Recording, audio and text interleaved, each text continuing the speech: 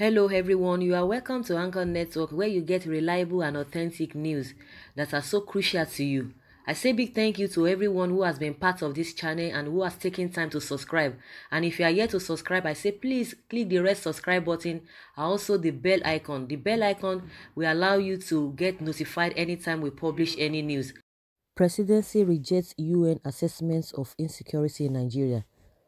The presidency on Friday said that the UN rapporteur on violence in Nigeria was inadequate and does not reflect the true situation in the country, describing it as disappointing. Wow. The Nigerian government has rejected the assessment of the United Nations of the state of insecurity in the country. The presidency, in a statement by the senior special assistant to President Muhammadu Buhari on media and publicity, Garba Shehu, on Friday said that the UN rapporteur on violence in Nigeria was inadequate and does not reflect the true situation in the country, describing it as disappointing. It said while the government admitted that the violence was a challenge, it was equally addressing the issue at all levels in collaboration with state governments. However, the presidency argued that any report that left intra-group violence as a major factor contributing to the general state of insecurity was unacceptable to the government. Shehu said in Benue, Taraba, Cross River states and many parts of the country, most of the casualties result from intra-group, intergroup and community violence. Many of the displaced persons across the nation are also victims of this conflict. Therefore, we are saddened that the rapporteur did not address intra-ethnic conflicts and cattle rustling as key elements in herders and farmers conflicts.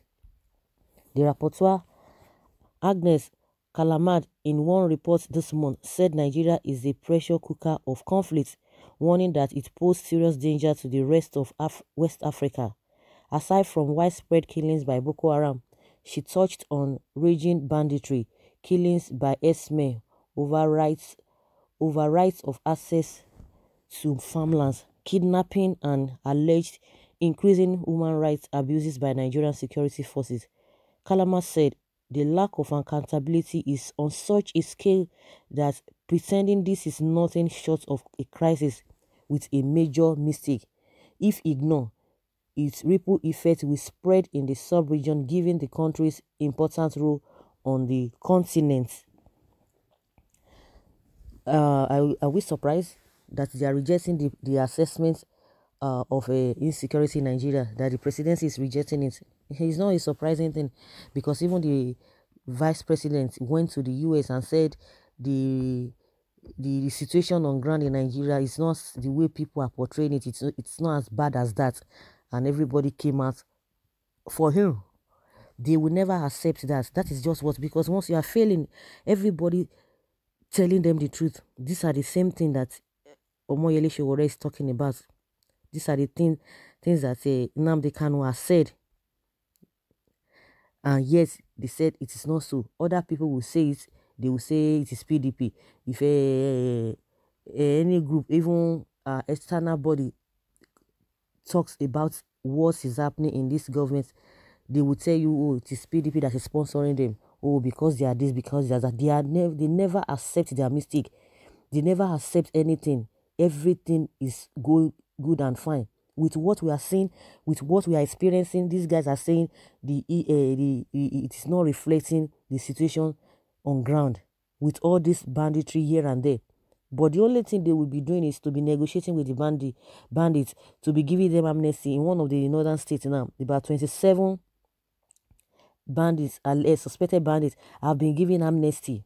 They negotiate with them, they give them all manner of things, and yet anybody that talks about the style of their governance is going to be an enemy. This is an independent body, external body, looking at what is happening in the country. They will tell you that that is not the true reflection of what is happening, that is so totally different. So what is, until everybody goes in for it before they will know that things have really gone bad. It's very, very pathetic. It's very, very pathetic, honestly. Everybody thinks that these guys are coming to do the needful, but now they've compounded the problem. They've really compounded the problem on ground. where do we turn to? They never accept their mistake. It's always blame game, blame game. The situation on ground, how have you been able to tackle them? How have you been able to resolve them? Those are the questions that we are asking. If anybody talks, it's all about rejecting what they are saying. It's all about, people are going against you. What kind of people are these, honestly? Someone says, accept your mistakes and make amend. No one sleeps with two eyes closed in Nigeria, and even the little children has learned acting foreign films of running to safety while watching their parents being strangled or shot. And all these are realities and not filmmaking. It is only the man that refuses accepting his or her mistakes that goes to the grave with it. Today is the earliest time than tomorrow. We are no more in the 17th century.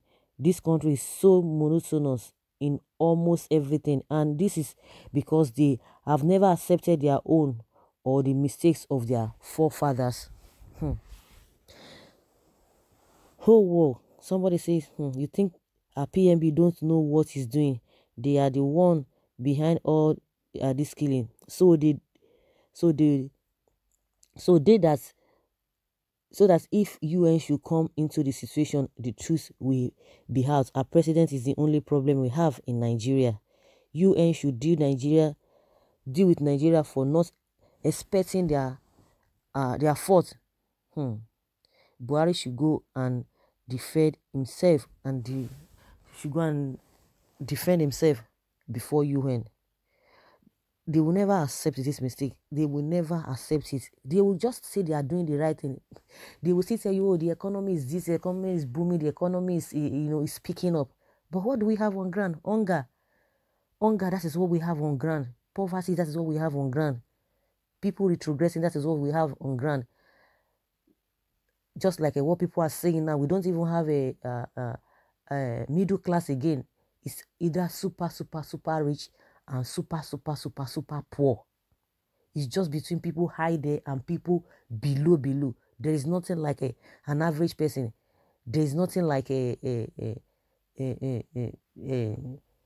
middleman. Again, average people in terms of economy. That is what they have just divided the whole thing to. They will talk about economy. They will tell you that things are moving on. And all people always like, the achievements you guys are portraying, that you are professing, people don't see it. People only hear them. The next thing they will tell you, oh, it is because of 16 years of a PDP misrule. That is what they will be talking about. They will never accept any mistake of any kind. With the security, the state of security on ground, they are still saying there is nothing of such, that things are good, things are okay. That's what UN is talking about. It's not a true reflection of what is happening on ground. It's not the reality. I could remember about a month ago, some weeks ago, when these reports came, and they were able to, analyze everything in total. That was what the UN did. Now they are coming up, say they are rejecting the assessment of a UN. That is what the presidency is saying. What do these guys, what do they really want from Nigeria? From Nigerians, I mean the presidency. It's very, very pathetic, honestly. Nigerian presidency is in collaboration with APC governors all around the nation. Is a failure and worst regime ever.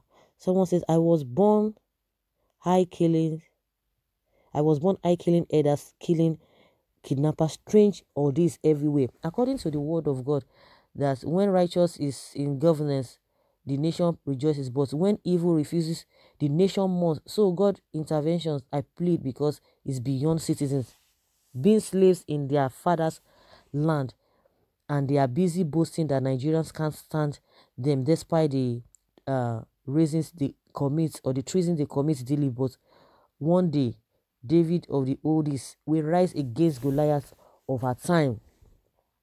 UN did well. They see no reasons of beating a dead frog. A nation where a man will laugh without seeing his teeth. A nation where a man will kill fish in the river without touching water. A nation where the blind people are leading the sight people. A nation where there is no job opportunity, but there are vacancies of job for the great-grandchildren of the leaders. A nation where the law of gravity is not in operation or function. A nation where the rich is getting richer and the poor is getting poorer. A nation that advocates for unity in cultural diversity, but in practical, they operate with divide and rule. Oh my goodness. A nation where a man is not eating rats, but he would use his teeth to share the rat for his children. A nation where you could beat a child and force the child not to cry. A nation where tricycle overtakes wagon and jeep. A nation that call themselves centerpiece of Africa, but they are center of violence, killings, human rights abuse, bribery and corruption, etc. A nation where both the leader and the led are running far from the truth because of its nakedness, but we should accept its nakedness because it is the only way out. May God help us. Rejection or acceptance of the report makes no difference. As the truth had been told, our leaders should endeavor to take corrections instead of giving excuses at all times. They will continue to reject the truth because they are all liars, hence thinks everybody is the same. The old truth, everything is before us. We all know what is happening. They can reject it all for all we care, but just like somebody said, the truth has been told. But the best thing for them to do is to be able to put themselves together.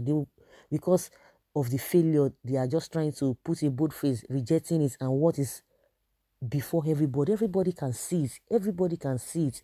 So, guys, I would like to hear from you the rejection of the presidency of the reports or the assessment of a UN on insecurity in Nigeria. Please leave your comments below in the comment section. Thank you very much. Bye.